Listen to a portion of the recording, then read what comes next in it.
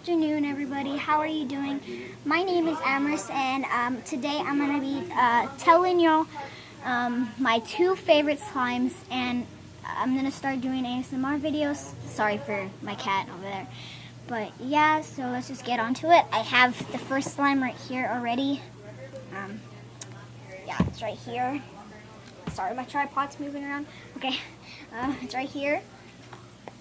So it has, I don't have a name for it yet, but I'm pretty sure I'm gonna get to that. I need names, so yeah, I'm gonna try looking it up. Sorry for the background. I will change that. Okay. But this one is actually, I made it with a lot of ingredients. I didn't add lotion to this one. It's pretty weird.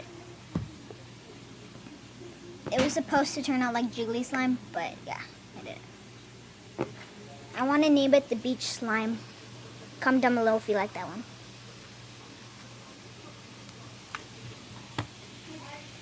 So that's my first favorite though. Okay, my second favorite I have, I think it's over there somewhere. Not sure. Okay, sorry. But this one is my favorite basically. It's probably like my only one. But yeah. I do have a jumbo slime. I forgot where I put it. Oh, it's right here.